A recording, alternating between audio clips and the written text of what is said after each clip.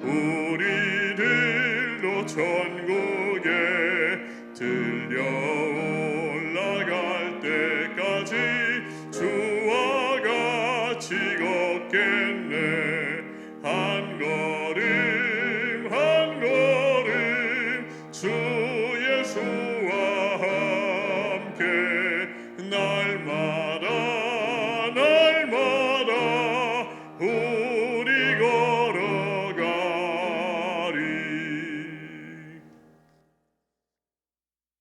이번에는 주 은혜임을 위한 찬양 함께 찬양 드리겠습니다.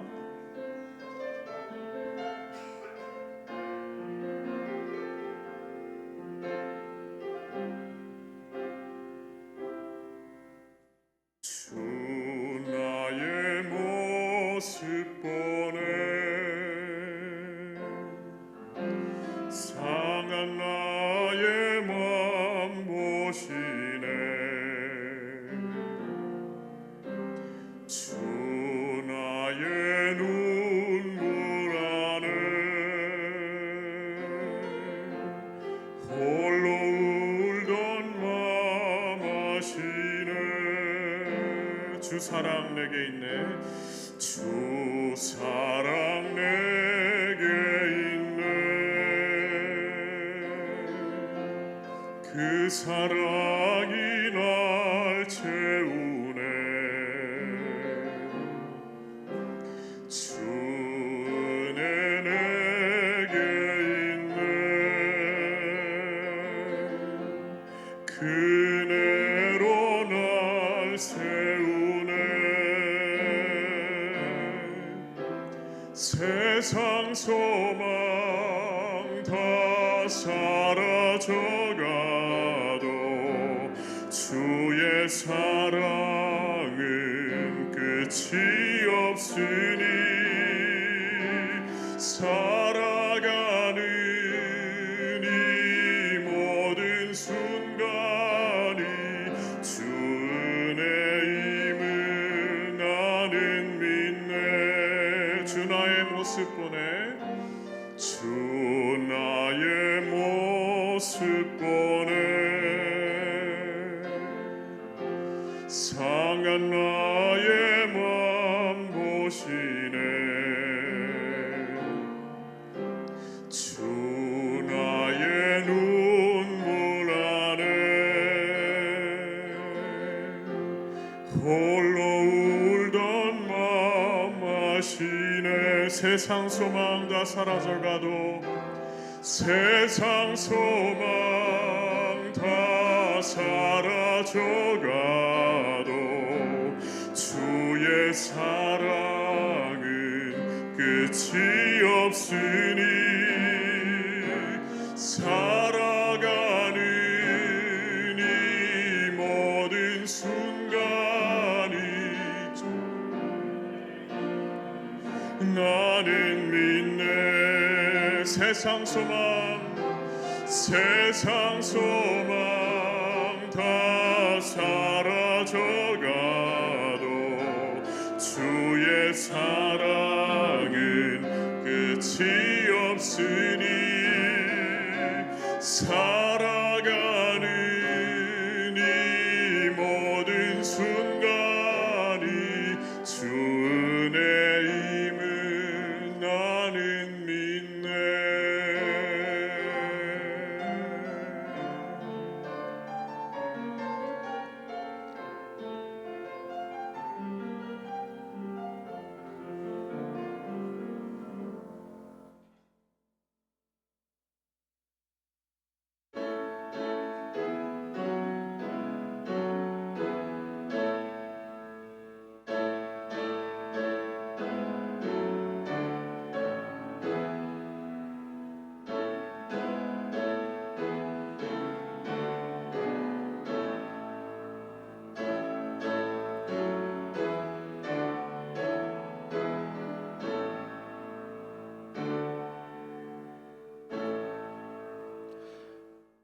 함께 신앙 고백하겠습니다. 나는 전능하신 아버지 하나님 천지의 창조주를 믿습니다. 나는 그의 유일하신 아들 우리 주 예수 그리스도를 믿습니다. 그는 성령으로 잉태되어 동정녀 마리아에게서 나시고 본디오 빌라도에게 고난을 받아 십자가에 못 박혀 죽으시고 장사된 지 사흘 만에 죽은 자 가운데서 다시 살아나셨으며 하늘에 오르시어 전능하신 아버지 하나님 우편에 앉아 계시다가 거기로부터 살아있는 자와 죽은 자를 심판하러 오십니다. 나는 성령을 믿으며 거룩한 공교회와 성도의 교제와 죄를 용서받는 것과 몸의 부활과 영생을 믿습니다. 아멘. 찬송가 94장입니다.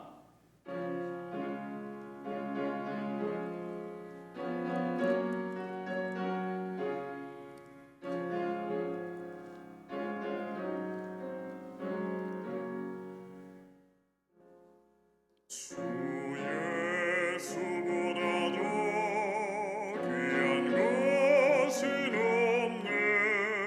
이 세상 보기와 바꿀 수 없네. 영 죽은 내 대신 돌아가신 그 놀라운 사랑 잊지 못해. 세상 즐거움 다 버리고 세상 자랑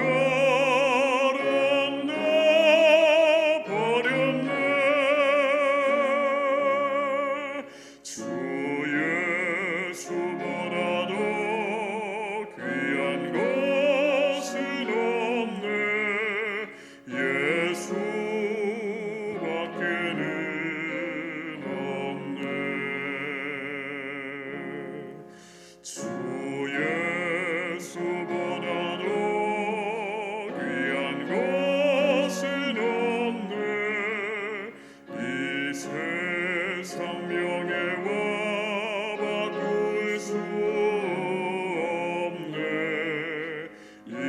이전에 즐기던 세상 일도 주 사랑하는 마음 뺏지 못해. 세상 즐거움 다 버리고 세상 자랑 다 버렸네. 주 예수보다도 귀한 것은 없네.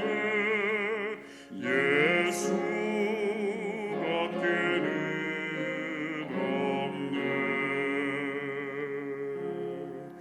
주 예수보다도 귀한 것은 없네. 이 세상 행복과 바꿀 수 없네. 유혹과 핍박이 몰려와도 주 섬기는 내 맘 변치 않아. 세상 즐거움 다 버리고 세상 자랑 다 버렸네. 주 예수보다도 귀한 것은 없네. 예수밖에는 없네. 아멘. 오늘 우리에게 주시는 하나님의 말씀은 마태복음 16장 13절에서 20절 말씀입니다.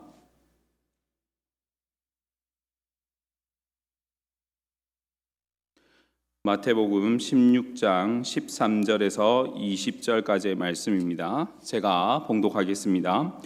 예수께서 빌립보 가이사랴 지방에 이르러 제자들에게 물어 이르시되 사람들이 인자를 누구라 하느냐 이르되 더러는 세례 요한 더러는 엘리야 어떤 이는 예레미야나 선지자 중에 하나라 하나이다. 이르시되 너희는 나를 누구라 하느냐 시몬 베드로가 대답하여 이르되 주는 그리스도시요 살아계신 하나님의 아들이시니이다. 예수께서 대답하여 이르시되 바요나 시몬아 내가 복이 있도다. 이를 내게 알게 한 이는 혈육이 아니요 하늘에 계신 내 아버지시니라. 또 내가 내게 이르노니 너는 베드로라. 내가 이 반석 위에 내 교회를 세우리니 음부의 권세가 이기지 못하리라. 내가 천국 열쇠를 내게 주리니 내가 땅에서 무엇이든지 매면 하늘에서도 매일 것이요 내가 땅에서 무엇이든지 풀면 하늘에서도 풀리리라 하시고 이에 제자들에게 경고하사 자기가 그리스도인 것을 아무에게도 이르지 말라 하시니라. 아멘. 잠시 기도하겠습니다. 사랑과 은혜가 풍성하신 우리 하나님 아버지, 이 시간 하나님의 사랑과 평안이 각자의 자리에서 함께 마음을 모아 기도회를 하는 모든 사람들에게 임하기를 소원합니다. 코로나 바이러스로 인해 어려움을 당하는 모든 분들을 위로하여 주시고 이 일을 해결하기 위해 애쓰고 힘쓰는 모든 사람들에게 하나님의 능력으로 함께하여 주셔서 이 모든 일 가운데 하나님의 역사하심과 하나님의 영광이 드러나게 하여 주시옵소서. 이 모든 말씀 우리 주 예수 그리스도의 이름으로 기도하옵나이다. 아멘.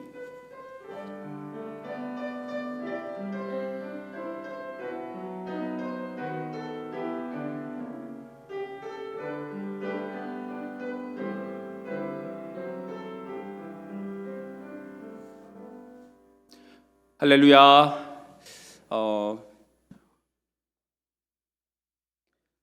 이 시간에는 우리가 또한 기독교 강요를 계속해서 배우고 가고 있습니다. 함께 이 자리에 모여서 배우지는 못하지만 각자의 자리에서 함께 영상을 통해서 함께 주의 말씀을 배울 수 있다라고 생각을 합니다. 마음을 모아서 이 시간 하나님께서 우리에게 가르쳐 주시는 주님의 진리를 바르게 깨닫는 귀하고 복된 시간이 되시기를 바랍니다.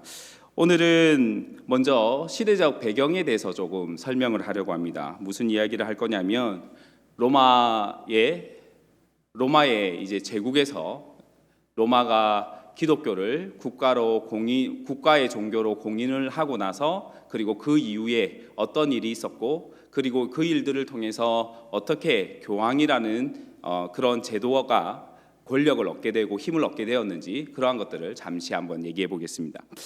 로마의 콘스탄티누스 황제에 의해서 AD 313년에 기독교가 국가 종교로 공인되어집니다. 394년에는 로마가 동로마와 서로마로 나누어지게 되어집니다. 그리고 동로마는 그나마 괜찮았는데 서로마 같은 경우에 서로마 제국이 476년에 게르만족에 의해서 멸망을 당하게 되어집니다. 기독교가 로마의 국교로 공인되어지고 그리고 150년 이상을 국가의 보호를 받고 있다가 게르만 민족에 의해서 국가의 보호가 사라진 것입니다. 교회의 위기가 찾아온 것이죠. 무엇인가 나의 보호자가 사라졌다는 그 자체가 굉장히 위기가 되었을 것입니다.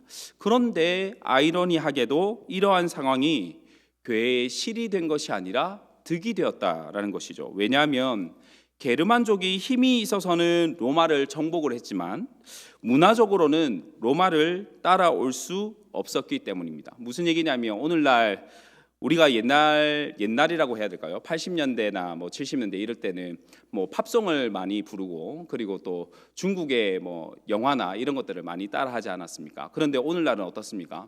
한류라는 것으로 인해서 BTS라든지 여러 가지 것들이 한류의 흐름을 따라 한국에 있는 문화들을 세계가 지금 보고 있고 공감하고 있는 그런 상황이지 않습니까?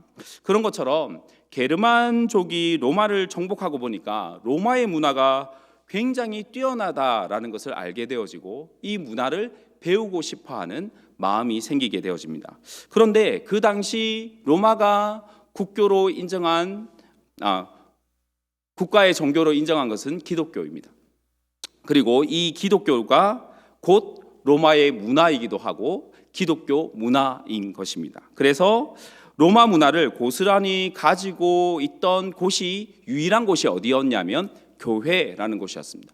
교회라는 것을 통해서 로마의 문화를 배울 수 있었고, 교회라는 것을 통해서 모든 것을 배울 수 있는 곳이 바로 교회였다라는 것입니다. 그렇기 때문에 자연적으로 게르만족이 기독교 문화를 가짐으로써, 그리고 그들이 기독교로 개종을 하고 위기처럼 보였던 기독교가 더 큰 힘을 갖게 된 계기가 되어집니다. 교황은 이전부터 존재해 왔습니다. 그런데 기독교를 지켜주었던 서로마가 멸망하자 더 큰 영향력을 행사하는 그런 존재가 되어진 것이죠. 다시 얘기하면 이렇습니다. 국가의 어떤 세상의 권력을 가지고 있는 분이 이제 기독교로 개종을 한 것입니다. 그럼 기독교로 개종하면 이제 교회로 오겠죠. 교회로 오게 되어지면 그 개종하신 분은 뭐가 되겠습니까? 교회 안에서는 평신도로서 성도로서 서 있고, 그리고 이제 그 교회에 있는 분은 성직자는 목사로서 이렇게 있는 것이죠. 그러니까 목사와 평신도의 위치로 있는 것이 되어집니다. 그렇다면 무엇인가 질문하고 영적인 질문이나 여러 가지 질문들이 있을 때 목사님에게 찾아옵니다. 그렇다면 세상적인 관점으로 보게 되지면 누가 누구 밑에 있는 것입니까? 세상의 권력이 하나님의 권력 밑에 있는 것처럼 보이게 되어지는 것이죠. 이러한 상황이 지금 끊임없이 그 국교로 인정되고 나서 서로마가 멸망당하고 난 이후로부터, 그리고 칼빈 시대에 이르기까지 약 한 1000년 동안의 그 기간 동안에도 계속해서 있었다라는 것입니다. 이러한 배경이 칼빈 시대의 1500년대에 계속해서 흐르고 있는 것이죠. 지금부터 이제 로마 교황청의 수위권에 대해서 보도록 하겠습니다. 네, 수위권에 대해서 보도록 하겠습니다. 수위권이란 것이 무엇이냐면 모든 주교 가운데 제1권한, 다시 말하면 교황이 가진 권한이라고 말을 합니다. 교황은 다른 교회를 간섭할 수 있는 실질적인 권한을 가졌다라는 것이 이 수위권이라는 것입니다. 이 수위권이라는 것은 로마 교황이 다른 교회들을 간섭할 수가 있습니다. 그러면 다른 교회는 로마 교회를 간섭할 수 있을까요? 없을까요? 없죠. 간섭할 수 있는 권한을 가진 것은 로마 교황, 그리고 로마 그 카톨릭인 한 군데밖에 없다라고 얘기합니다. 다시 말하면 이 수위권의 문제는 무슨 문제냐면 교회의 우두머리가 누구냐라는 것에 대한 문제를 얘기하는 것입니다. 우리가 한번 밑에 있는 글을 한번 읽어볼까요? 로마 카톨릭은 한번 읽어보도록 하겠습니다. 로마 카톨릭은 그리스도의 대리자로서 로마 교황은 교회의 머리라면서 수위권을 가졌다고 주장한다. 로마 카톨릭은 그리스도의 대리자로서 로마 교황을 세우고, 그리고 로마 교황을 교회의 머리로 세워놓고, 그리고 그렇다라고 주장을 합니다. 그들이 이 수위권을 주장하는 이유가 무엇이냐면 겉으로 보기에는 교회를 위한 것으로 보입니다. 무슨 말이냐면 이런 말을 하는 것이죠. 자기들이 교회의 머리이므로 머리에 붙어 있지 아니하면 교회가 산산조각 난다라고 이야기를 하는 것입니다. 내가 머리니까 머리에서 떨어지면 어떻게 됩니까?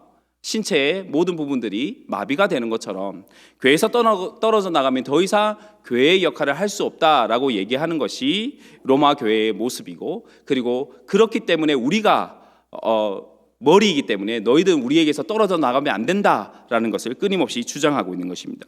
그런데 속의 내용을 들여다보면 이렇습니다. 저희가 지난 시간에 로마 카톨릭의 속모습을 보지 않았습니까? 어떤 모습을 보았냐면 무자격자를 성직자로 임명을 하고, 그리고 가짜 임명식, 그리고 성직을 매매하고 한 사람이 5, 6교회를 맡아서 자신의 배를 불리는 모습, 그리고 성직자들의 나태함과 그리고 무성의함, 그리고 또한 성직자들의 부패와 탐욕, 이러한 것들을 자신들이 누리기 위해서 자신들을 머리로 세우려고 한다라는 것입니다.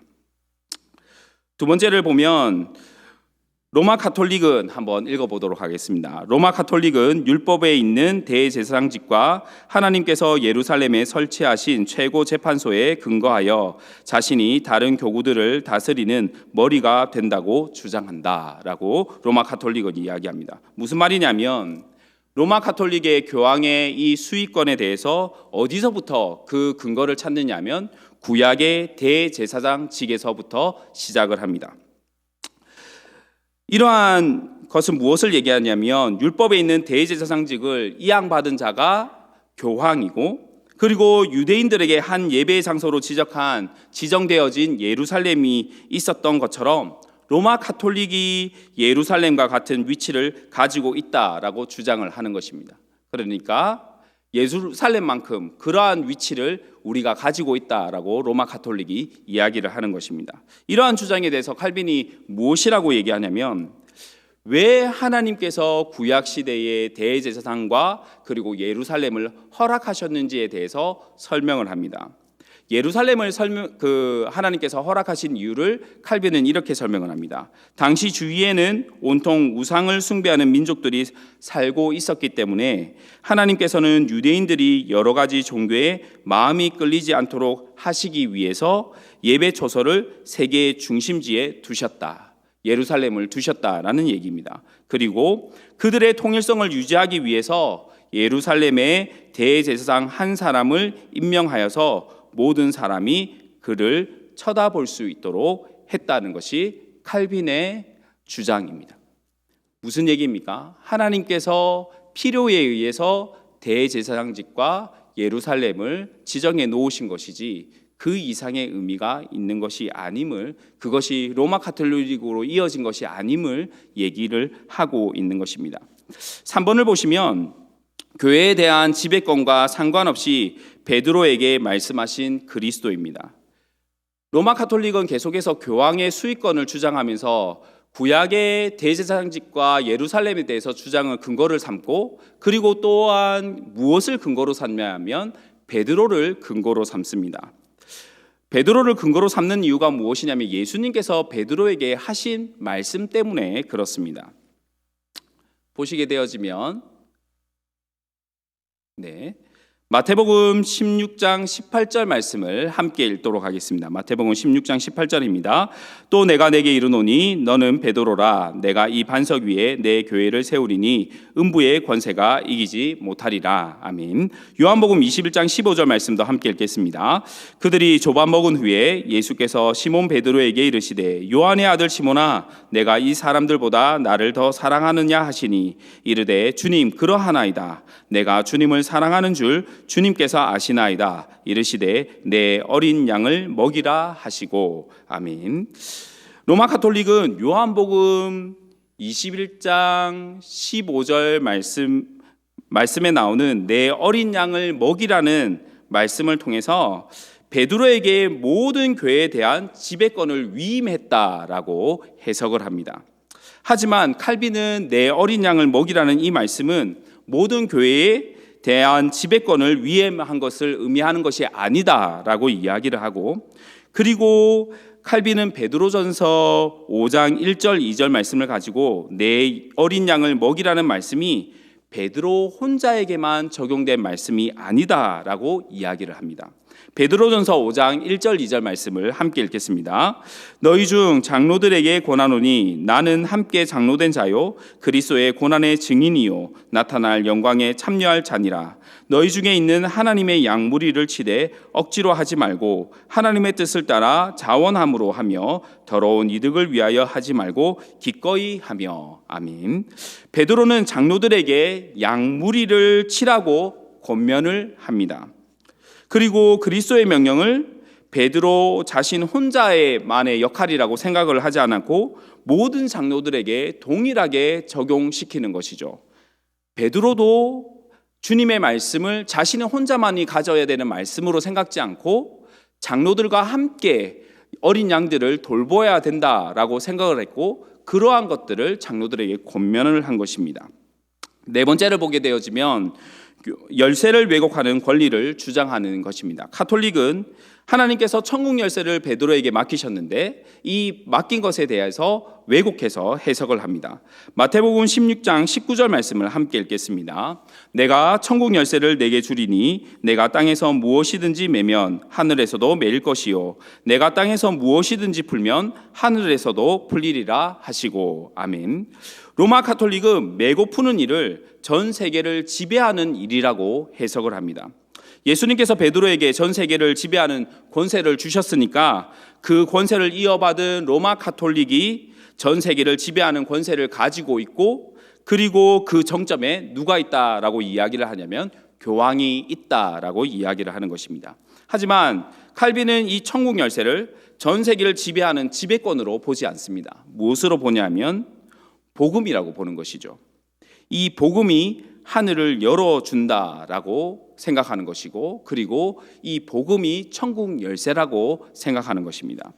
그렇다면 이 천국 열쇠를 가지고 매고 푼다는 것은 무엇을 의미하냐면 칼빈은 이렇게 해석합니다. 복음을 듣고 생겨난 믿음을 통해 하나님과 화해를 한 것, 그것이 푸는 것이고, 그리고 매는 것, 어떤 사람은 복음을 듣고도 불신앙으로 말미암아 더욱 속박을 받는다는 뜻으로 해석을 합니다. 그러니까 무슨 얘기냐면 천국 열쇠가 주어짐으로써 복음을 전하고, 그 복음을 듣는 사람이 그 복음으로 말미암아 하나님과 인격적인, 하나님과 화해의, 하나님과 자녀의 관계를 맺든지 아니면 하나님과 멀어지든지 그 둘 중에 하나가 된다라는 것을 이야기하는 것이죠.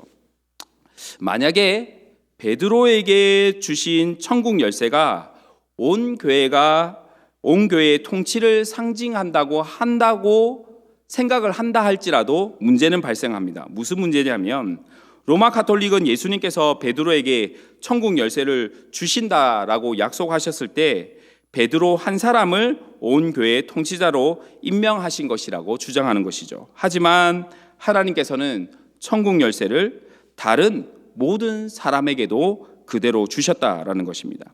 마태복음 18장 18절은 이렇게 말씀합니다. 진실로 너희에게 이르노니 무엇이든지 너희가 땅에서 매면 하늘에서도 매일 것이요 무엇이든지 땅에서 풀면 하늘에서도 풀리리라 라고 말씀을 합니다.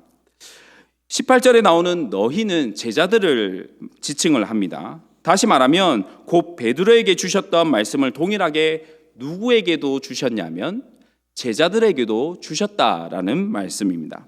이러한 주장에 대해서 또 로마 가톨릭은 또 다른 말을 합니다. 무슨 말을 하냐면 베드로는 천국 열쇠를 예수님께 단독으로도 받고 그리고 공동으로도 받았지만 제자들이 함께 있을 때도 동일한 말씀을 베드로도 들었을 테니까요. 단독으로도 받고 공동으로 받았지만 제자들은 단독으로는 받지 않고 공동으로 받았기 때문에 베드로가 더 우월한 거 아니냐라고 로마 가톨릭은 주장을 하는 것이죠. 하지만 이러한 주장에 대해서 칼빈은 키프리아누스라는 사람과 아우구스티누스의 말을 인용을 합니다. 프린트에는 적혀져 있지 않으니까 제가 읽어드리겠습니다. 키프리아누스는 이렇게 말을 합니다. 한 사람에게 열쇠를 주신 것은 모든 사람에게 주신 것이며 모든 사람이 하나인 것을 알리신 것이다. 다른 사람도 베드로와 똑같았고 영예와 권한을 동등하게 나눠 받았다. 그러나 하나에서 출발한 것은 그리스도의 교회가 하나인 것을 보이시려는 뜻이었다라고 이야기를 합니다. 하나님께서 키프리아누스는 예수님께서 베드로에게 이것을 열쇠를 주신 이유가 무엇이냐 하면 하나님의 교회가 하나인 것을 나타내기 위해서라고 보고 있습니다. 아우구스티누스는 이렇게 말을 합니다. 만일 교회의 신비가 베드로에게 없었다면 주님께서는 열쇠를 내게 주리니 라는 말씀을 하시지 않았을 것이다.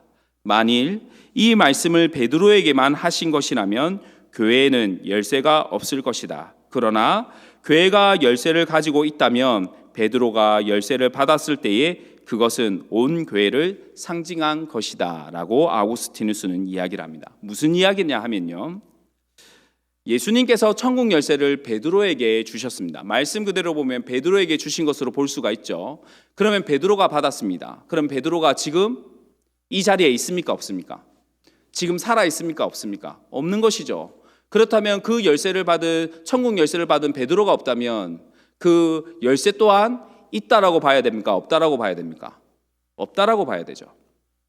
없으니까 그렇다면 베드로가 열쇠를 받았으니 그 베드로가 세운 교회도 베드로가 있을 때는 열쇠가 있었지만 베드로가 없는 지금은 그 천국 열쇠가 없다라고 보아야 된다는 것이죠. 하지만 교회가 천국 열쇠를 가지고 있다라고 한다면 그것은 하나님께서 베드로를 통해서 교회에게 주신 천국 열쇠다라고 얘기하는 것이 아우구스티누스의 이야기입니다. 여러분 어떻게 생각하십니까? 베드로를 하나님께서 높이 세우기 위해서 천국 열쇠를 주시고 권세를 주셨겠습니까? 이 반석 위에 내 교회를 세우겠다고 주님께서 말씀하셨을까요? 아니겠죠. 베드로를 통해서 하나님의 백성들에게 이 천국 열쇠를 주신 것이라고 보는 것이 합당할 것입니다. 5번을 보겠습니다. 베드로가 받은 것은 권력이 아닌 영예입니다. 마태복음 16장 18절 아까도 읽었지만 다시 한번 읽겠습니다. 또 내가 내게 이르노니 너는 베드로라 내가 이 반석 위에 내 교회를 세우리니 음부의 권세가 이기지 못하리라. 아멘. 로마 가톨릭은 마태복음 16장 18절 말씀을 가지고 베드로에게만 하셨고 다른 이들에게는 이 말씀을 하지 않으셨다라고 이야기를 합니다. 주장을 하는 것이죠. 그래서 자신의 수익권을 주장하는 것입니다. 하지만 에베소서 2장 20절 말씀을 보시면 너희는 사도들과 선지자들의 터 위에 세우심을 입은 자라라고 말씀을 하고 있습니다. 바울은 에베소 교회가 사도들과 선지자들의 터 위에 세우심을 입었다라고 알려줍니다. 만약에 로마 가톨릭의 주장처럼 주님께서 베드로를 터로 삼아서 교회를 세우겠다라고 말씀하신 것이 지금까지 유용하다면 바울은 그렇게 얘기하면 안 되겠죠. 사도들과 선지자들의 터가 아니라 베드로의 터 위에 세워졌다라고 이야기를 해야 될 것입니다. 하지만 그렇게 하지 않은 것이죠. 왜냐하면 주님의 베드로의 고백 위에 주님의 몸된 교회를 세워가시겠다는 하나님의 의도가 주님의 의도가 있기 때문입니다. 어떤 의미에서 베드로는 특별한 사용을 받은 것은 확실합니다. 어떻게 사용받았냐면 하나님께서 세례 요한을 사용하신 것처럼 동정녀 마리아를 사용하신 것처럼 그렇게 베드로를 사용하신 것이죠. 하지만 그것이 베드로에게만 주어지는 특별한 권력이나 권세가 되는 것은 아니다라고 이야기를 할 수가 있습니다. 6번을 보겠습니다. 그렇다면 기초는 무엇일까요? 기초는 오직 하나입니다. 고린도전서 3장 11절 말씀 함께 읽겠습니다. 이 닦아둔 것 외에 능히 다른 터를 닦아둘 자가 없으니 이 터는 곧 예수 그리스도라. 아멘. 이 반석 위에 예수님께서 베드로를 향해서 말씀하신 것입니다. 그리고 사도 바울이 에베소 교회를 향해서 사도들과 선지자들의 터 위에라고 말씀하셨습니다. 그리고 사도 바울은 고린도전서에서 이 닦아둔 것 외에 능히 다른 터를 닦아둘 자가 없으니 이 터는 곧 누구라고 말씀하시냐면 예수 그리스도라라고 말씀하시는 것이죠. 무슨 얘기입니까? 교회의 기초는 오직 예수 그리스도 단 한 분이시라는 것을 말씀하고 있는 것입니다. 그렇다면 계속해서 사도 베드로를 가지고 로마의 교황청과 로마의 가톨릭은 끊임없이 교황의 수익권을 주장하는데 그렇다면 정말로 베드로가 교회의 사도들의 특별한 스승이 되었거나 아니면 주인이 된 경우가 있었느냐라는 것을 말씀을 통해서 살펴본다고 한다면 그렇지 않다라는 것을 알 수가 있습니다. 베드로는 12사도들과 다르지 않았습니다. 그리고 사도 바울과도 다르지 않았습니다. 그 역할의 차이가 있었을 뿐이지 권력이나 권세에 있어서 아무런 차등이 없었음을 말씀을 통해서 우리들은 알 수가 있습니다. 사도행전 11장 3절에서 5절 상반절 말씀을 보시면 베드로가 예루살렘에 올라갔을 때에 할례자들이 비난하여 이르되 내가 무할례자의 집에 들어가 함께 먹었다 하니 베드로가 그들에게 이 일을 차례로 설명하여 이르되 라고 말씀하고 있습니다. 이방인인 고넬료의 집에 가서 복음을 전하고 식사의 교제를 베드로가 나누게 되어집니다. 그런데 이방인과 식사를 했다는 이유로 할례자들이 비난을 하는 것이죠. 야, 너 이방인과 밥 먹으면 안 되는데 너 왜 밥 먹었니? 왜 그 집에 간 거야? 라고 이야기를 한 것입니다. 그때 베드로는 너희가 뭔데? 라고 하면서 뭐 폭력을 쓰거나 감히 나의 앞에서 그런 이야기를 하느냐라고 이야기하지 않습니다. 어떻게 합니까?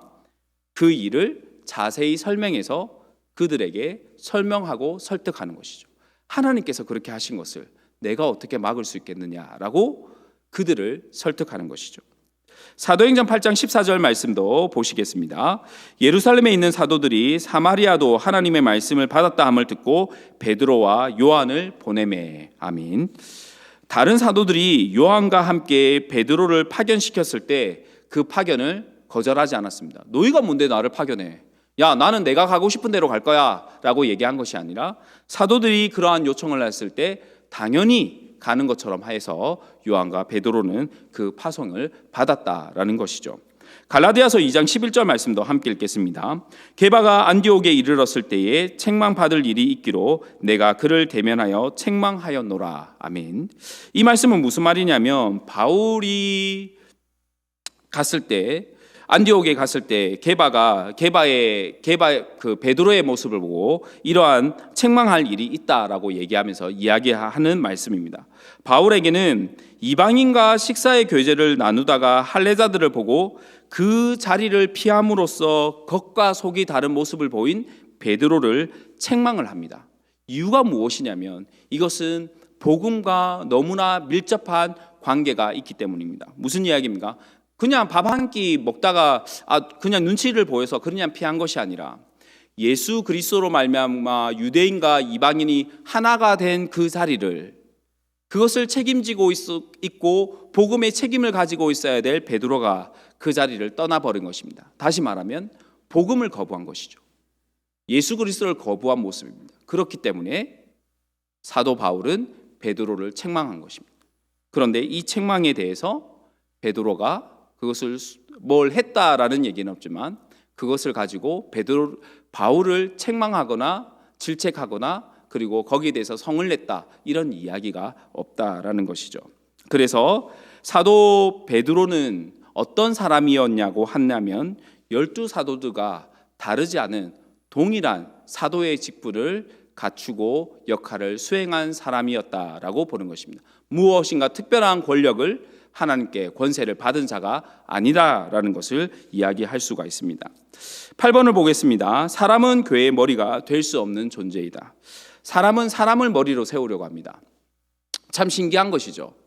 사람은 사람을 싫어하는 것 같기도 하고 자기 위에 무엇인가 권력을 두는 것을 싫어하는 것처럼 보이는데 그런데 세상에서는 한 번도 권력이나 권세를 다른 사람에게 이양하지 않은 적이 없습니다. 왕이 있었고 지금은 왕보다는 권력이 축소되어 있는 부분도 있지만 대통령을 세우는 것이나 국회의원을 세우는 것이나 이러한 것들을 보면 대표자를 세우고 무엇인가 머리로 세우는 그러한 모습들은 끊임없이 존재해 왔습니다.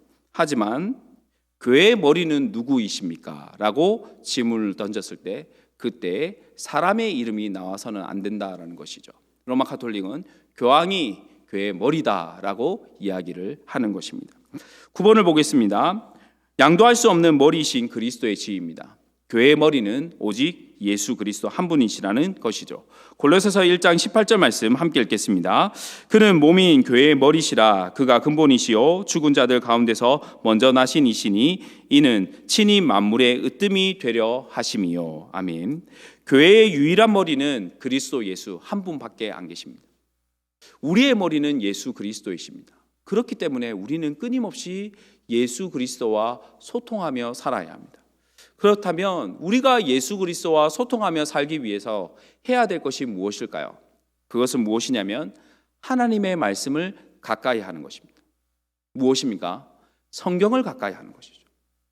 여러분, 집에서 우리가 해야 될 가장 큰 일 중에 하나가 무엇이냐면 하나님의 말씀을 읽는 것입니다. 우리 한일교회가 천독 대행진을 하고 있습니다. 그리고 지금 계속해서 한독씩 소식들이 들려오고 있습니다. 이번 주에도 한독 읽으셨다라고 어느 권사님이 연락을 주셨더라고요. 여러분도 계속해서 끊임없이 말씀을 읽으시길 바랍니다. 그리고 그 말씀을 읽으신 것을 얘기해 주시길 바랍니다. 주의 말씀을 사모하는 자들을 통해서 주께서 머리가 되어주셔서 주님의 교회를 지켜가시고 보호해 가시는 것입니다. 10번을 보겠습니다. 인간왕이 아닌 그리스도 안에서만 될 수 있는 일치입니다. 에베소서 4장 4절 5절 말씀 함께 읽겠습니다. 몸이 하나요 성령도 한 분이시니 이와 같이 너희가 부르심의 한 소망 안에서 부르심을 받았느니라. 주도 한 분이시요 믿음도 하나요 세례도 하나요. 아멘. 그리스도께서는 만물을 충만케 하시기 위해서 승천하셨습니다. 그렇다면 현재의 교회를 그리스도께서는 어떤 방식으로 다스리고 계실까요? 칼빈은 봉사의 직분을 통해서라고 말을 합니다. 사도와 선지자 그리고 복음 전하는 자, 목사와 교사의 봉사를 통해서 교회를 다스리시고 교회와 함께 하신다라고 칼빈은 말을 하고 있습니다. 여러분, 교황이 교회를 지키는 것이 아니라 교황 한 사람을 통해서 교회를 지켜가는 것, 그것은 하나님의 뜻이 아닙니다. 어떤 특정한 한 사람을 통해서 교회를 지켜가는 것, 그것은 하나님의 뜻이 아닙니다. 하나님께서는 예수 그리스도를 통하여 예수 그리스도의 그 직분을 다양한 사람들이 감당함으로 함께 연합하여 이 교회를 지켜가기를 원하시는 것이죠. 교회의 하나됨을 말할 때 앞에서 말씀을 드렸지만 로마 가톨릭은 자신들이 세운 교회의 질서를 가지고 교회의 하나됨을 지켜야 한다라고 말합니다. 자신들이 세워놓은 교황으로부터 시작해서 쭉 있는 위계 질서를 그것을 지켜가는 것, 그것이 교회의 하나됨을 지켜가는 것이라고 말을 합니다. 하지만 칼빈은 바울을 언급하면서 사역자의 머리에 의해서가 아니라 하나님 안에서 그리스도에 대한 믿음 안에서 하나됨을 지켜가야 된다라고 말을 하는 것이죠. 우리는 사람을 의지하여 하나됨을 지켜가는 것이 아니라 주 예수 그리스도를 통하여 교회의 하나됨을 지켜가야 하는 것입니다. 그렇기 때문에 우리는 함께 이 자리에 있지 못하지만 영상을 통해서든지 어떤 방식을 통해서 이 말씀을 듣고 계시는 분들을 통한 하나됨은 마음을 통하여 주의 성령을 통하여 하나됨이 중요한 것이죠. 여러분, 우리는 예배를 어떻게 드려야 될까요? 가장 중요한 것 중에 하나가 무엇이냐면 우리의 중심을 가지고 하나님은 영이시니 예배하는 자가 영과 진리로 예배할 것이라 말씀하셨으니 우리는 그 진리를 따라 예배하는 것이 더욱 중요합니다. 함께 눈으로 보지 못해서 아쉬운 점이 많이 있지만 하지만 그것을 통해서 우리는 다시 한번 생각해 보아야 합니다. 여러분, 지금 기도회에 주님과 함께하고 계십니까? 여러분이 예배의 자리에, 영상의 그 자리에 하나님과 함께하고 계십니까? 그 질문을 여러분의 마음에 한번 던져보시길 바랍니다. 그리고 나서 한일교회를 위해서 기도해 주시면 좋을 것 같습니다. 우리의 중심이 어떻게 되어져 있는지 다시 한번 점검해 보는 시간이 이 오늘날 코로나 이 사태에 대해 하나님께서 우리에게 던지시는 질문이 아닐까라는 생각을 가져봅니다. 11번 보겠습니다. 베드로에게 수익권이 있다고 하더라도 로마 가톨릭이 그것을 주장하지 못함. 베드로를 교회 머리로 만약에 인정한다고 합시다. 그런데 인정을 했다고 할지라도 베드로와 로마 가톨릭은 아무런 관계가 없다라는 것입니다. 이유가 무엇이냐면 제가 이제 순서를 조금 바꿨는데 14번, 15번부터 보도록 하겠습니다. 14번, 15번을 보시면 베드로의 로마 체류 문제와 빈약하고 막연한 증거입니다. 베드로와 로마 가톨릭을 연결시키기 위한 연결고리가 너무나 빈약하다는 것이 칼빈의 설명입니다. 로마 가톨릭의 주장에는 아무런 신빙성이 없는 것이죠. 첫 번째 신빙성이 없는 것 중에 하나가 무엇이냐면 시간입니다. 무엇을 얘기해 드릴 수 있냐면 역사가인 유세비우스가 베드로가 로마 교회를 25년간 다녔다라고 이야기를 합니다. 하지만 칼빈은 유세비우스의 주장에는 아무런 신빙성이 없다라는 것을 갈라디아서 1장 2절 말씀을 통해서 주장을 합니다. 무슨 이야기냐면 베드로는 그리스도께서 죽으신 이후에 20년 동안 예루살렘에 있었습니다. 그것이 갈라디아서 1장 18절 말씀과 2장 1절의 말씀입니다. 그리고 그 후에 베드로가 어디로 가냐면 안디옥으로 가게 되어집니다. 그 내용이 갈라디아서 2장 11절 말씀입니다. 하지만 베드로가 안디옥에 얼마나 머물렀는지는 알 수가 없습니다. 성경에는 기록되어져 있지 않습니다. 그레고리우스라는 사람은 7년이라고 말했고 유세비우스는 25년이라고 말을 했습니다. 그런데 로마 카톨릭은 예수님께서 죽으신 후에 베드로를 죽였다라고 알려진 네로의 통치 기간 끝까지의 기간을 몇 년으로 보냐면 37년으로 봅니다. 예수님이 죽으신 이후에 네로를 통해서 베드로가 순교를 당했다면 그것은 기간은 37년입니다. 유세비우스는 베드로가 안디옥에 머문 기간을 25년이라고 보았습니다. 로마 카톨릭이 가진 자료로는 베드로가 예수님의 죽음 이후에 산 시간은 맥시멈으로 잡아도 37년입니다. 그런데 유세비우스의 시간을 합산해서 보면 갈라디아서를 통해서 예루살렘 20년, 그리고 유세비우스가 주장한 안디옥 25년, 그리고 로마도 25년이라고 해서 더하면 70년이 나옵니다. 시간으로 보면 로마가 베드로와 관련이 있다라고 주장할 수 있는 근거가 없는 것이죠. 두 번째는 바울이 쓴 로마서입니다. 로마서 15장 25절에는 이렇게 말씀합니다. 그러나 이제는 내가 성도를 섬기는 일로 예루살렘에 가노니라고 말을 합니다. 사도 바울은 로마로 가고 싶었지만 현재는 예루살렘으로 가고 있는 중입니다.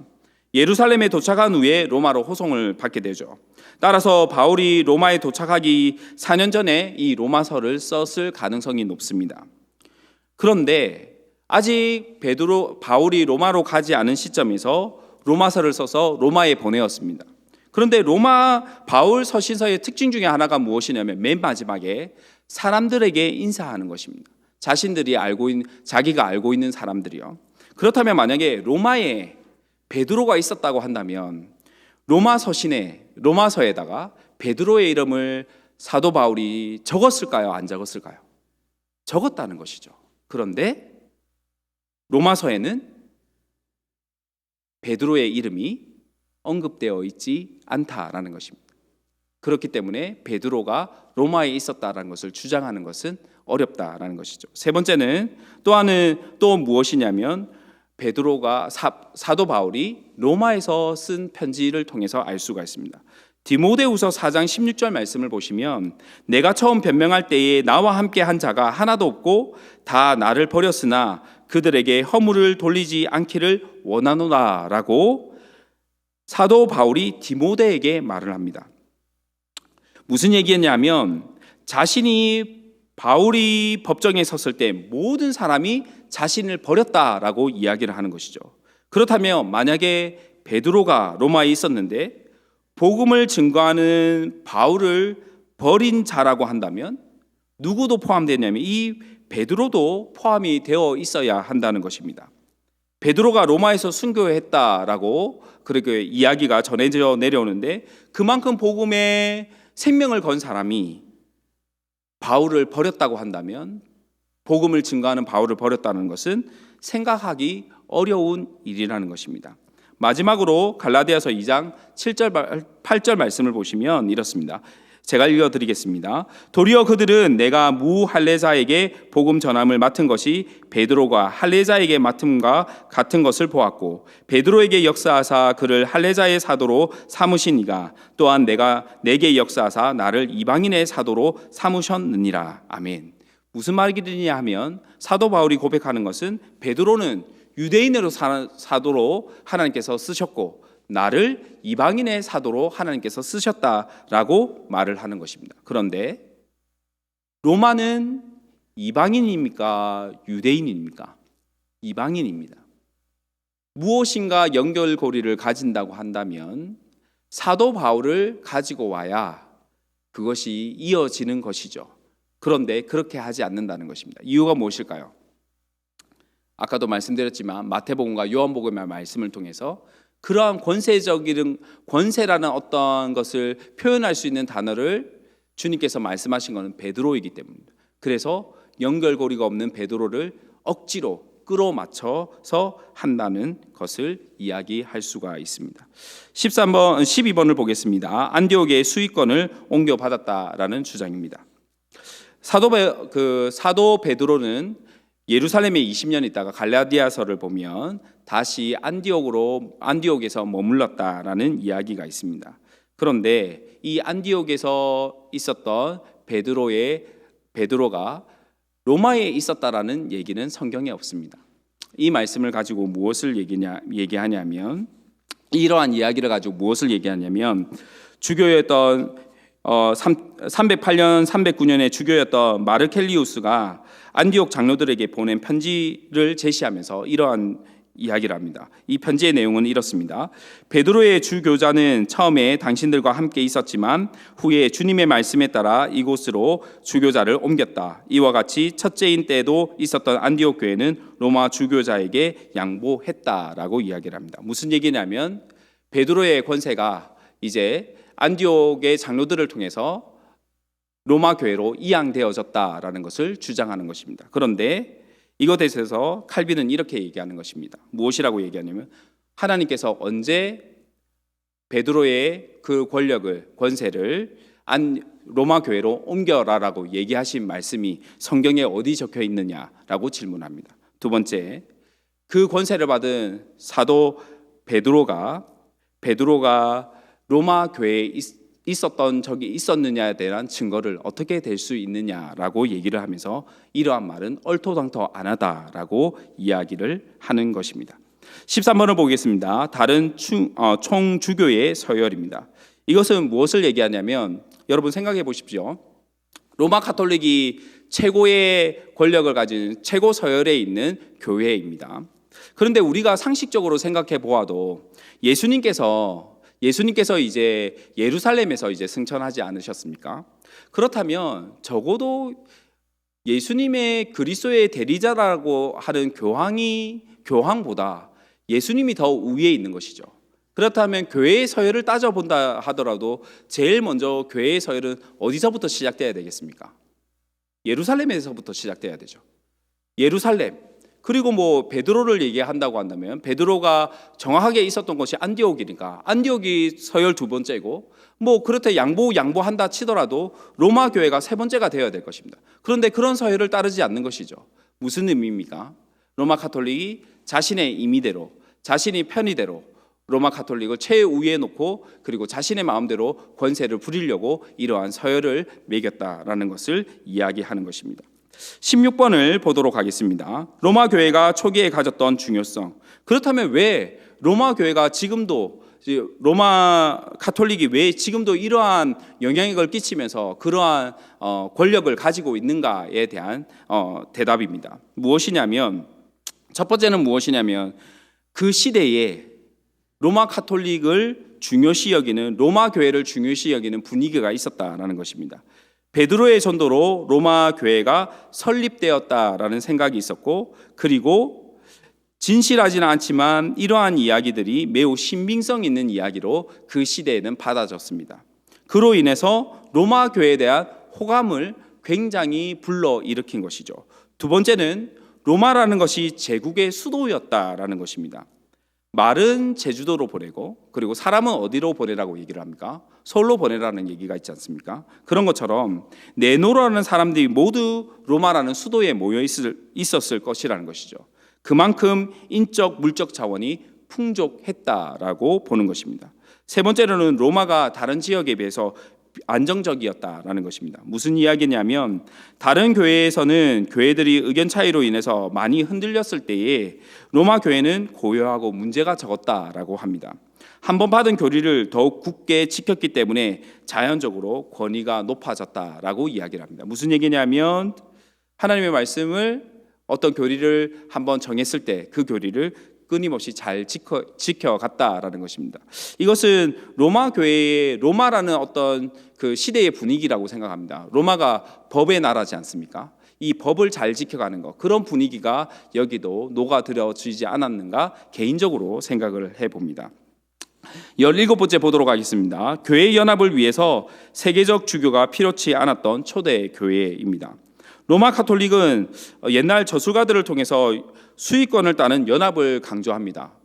교황을 중심으로 해서 모여야 되고 연합되어야 된다라고 주장하는 것이 로마 가톨릭입니다. 그런데 예수 그리스도가 아닌 다른 누군가를 통해서 교회의 연합을 주장하는 것은 잘못되었다라고 칼빈은 이야기를 합니다. 그러면서 키프리아누스의 얘기를 인용을 하는 것이죠. 키프리아누스의 교회 연합의 진정한 기초가 한번 읽어보도록 하겠습니다. 한번 읽겠습니다. 시작. 주교직은 하나요. 이 전제의 한 부분을 각 주교가 차지한다. 그리고 교회는 하나요. 결실이 늘어남에 따라 교회는 많은 수로 널리 퍼져나간다. 태양의 광선은 많으나 빛은 하나이며 나무의 가지는 많으나 굳센 줄기 하나가 땅 속에 단단히 뿌리를 받고 있으며 한 샘에서 많은 시내가 흘러 각각 지체의 풍부한 데서 넘쳐 흐르는 것 같지만 근원은 하나이고 갈라지지 않은 것처럼 교회도 주님의 빛을 풍부하게 받아 많은 광선을 온 세계에 발휘하는데 그러나 하나의 빛이 각처에 확산되는 것이다. 몸의 연합은 깨트려지지 않고 교회의 가지들은 온 지구 위에 뻗어나가며 넘치는 시내들을 쏟아보낸다. 그러나 머리와 근원은 하나이다. 키프리아누스의 말입니다. 무슨 얘기입니까? 교황을 통해서 어느 한 사람을 통해서 모여지는 연합되어지는 것이 교회의 연합이 아니라 오직 그리스도 예수로 통해서 그리스도 안에서 연합되어질 때 그것이 진정한 연합이고 교회가 그리스도를 머리로 함으로 되는 것이 진정한 연합이라는 것을 키프리아누스를 말을 인용함으로써 칼빈이 이야기를 하는 것입니다. 주 안에서 사랑하는 성도 여러분, 오늘 내용은 오늘 내용을 통해서 크게 두 가지를 생각해 볼 수 있습니다. 첫 번째는 무엇이냐면 교회의 머리는 예수 그리스도 단 한 분밖에 없으시다라는 것입니다. 그리고 두 번째는 승천하신 예수 그리스도께서는 어느 한 특정인이 아니라 성령을 통해서 사도와 선지자와 복음 전하는 자, 목사와 교사의 봉사로 교회를 다스리시고 교회와 함께 하신다라는 것입니다. 어느 한 특정인이 예수 그리스도의 대리자가 되는 그러한 일은 하나님의 뜻이 아닙니다. 오직 예수 그리스도만 의지하시고 각자의 직분을 충성되이 감당하셔서 그리스도 안에서 하나됨을 이루어 가시는 저와 여러분이 되기를 주님의 이름으로 축복합니다. 함께 기도하도록 하겠습니다. 하나님 아버지께서 교회의 머리로 세우신 분은 오직 예수 그리스도 한 분이심을 믿습니다. 사람이 아무리 많은 능력과 권세를 가지고 있다 할지라도 그 자리를 넘보는 교만을 행하지 않게 하시고 더욱 겸손히 각자의 자리에서 교회의 하나됨을 이루어가는 한일교회의 모든 믿음의 식구들이 되게 하여 주시옵소서. 감사드립니다. 예수 그리스도의 이름으로 기도하옵나이다. 아멘. 찬송가 208장 찬송입니다. 208장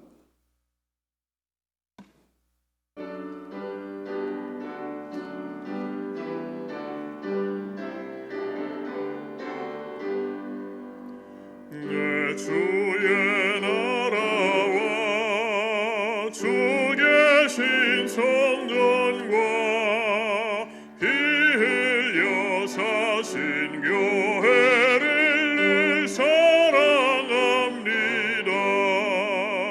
내 주의 교회는 천성과 같아서 눈동자같이 아기 산을 보호하시네. 이 교회 위하여 눈물과 기도로 내 생명 다하기까지 늘 봉사합니다.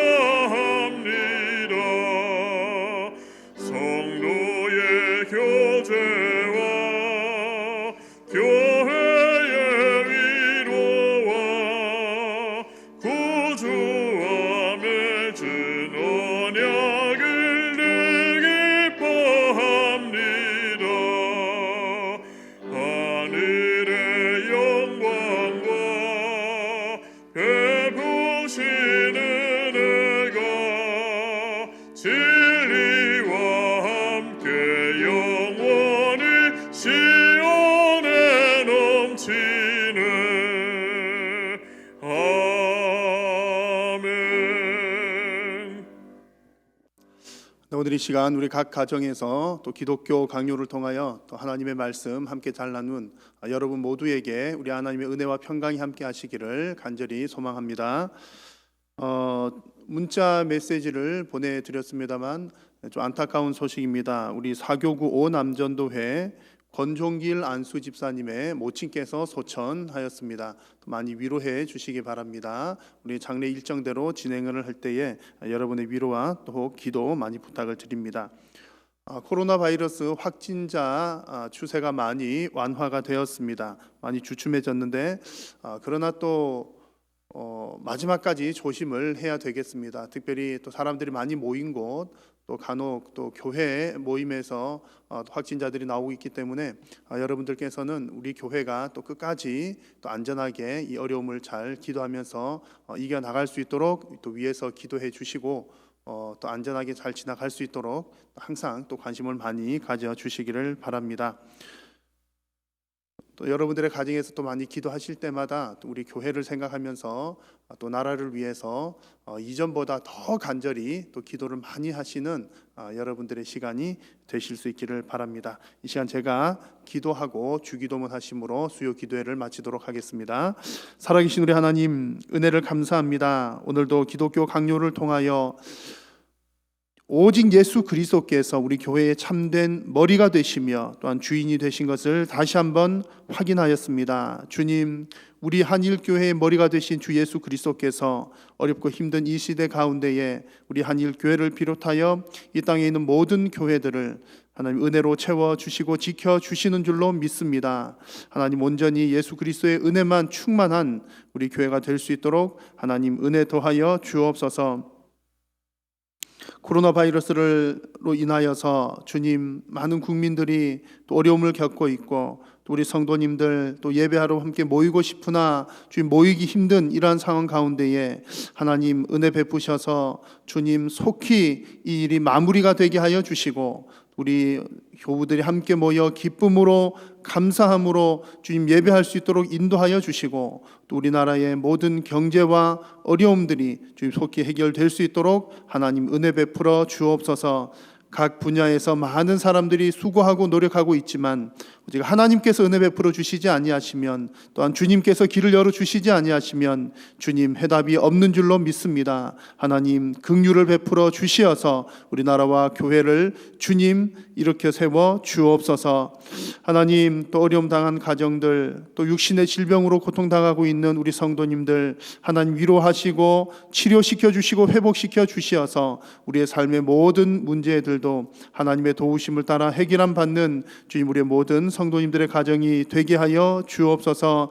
어렵고 힘든 때일수록 주님 더욱더 의지하게 하여 주시고 더욱더 깨어서 기도하게 하여 주시고 하나님 아버지 앞에 더욱더 엎드려 매달림으로 주님 어려움의 때가 오히려 하나님을 더 사모하고 하나님께 더욱더 한 걸음 가까이 나아가는 시간들이 될 수 있도록 하나님 은혜 베풀어 주옵소서. 오늘도 예배를 위하여 수고하신 모든 손길들 가운데 주께서 함께하여 주옵소서. 주님께서 각 가정에서 또한 함께 한 마음으로 기도하며 또한 하나님 말씀을 듣고 새로이 결단한 우리 모든 성도님들의 가정 위에도 하늘 문을 여시고 한량없는 은혜로 채워 주옵소서. 주께서 은혜 베풀어 주심을 감사드리오며 우리 구주 예수님의 이름으로 기도드립니다. 아멘. 하늘에 계신 우리 아버지여, 이름이 거룩히 여김을 받으시오며 나라가 임하시오며 뜻이 하늘에서 이루어진 것 같이 땅에서도 이루어지이다.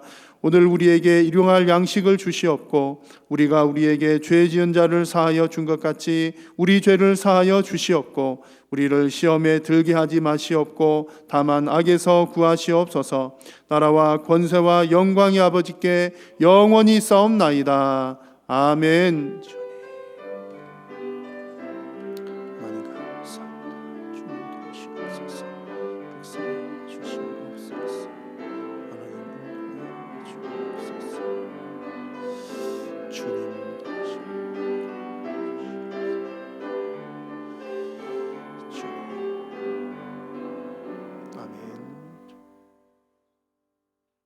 네, 다음 예배 시간까지 또 우리 주님과 늘 동행하시기를 바랍니다.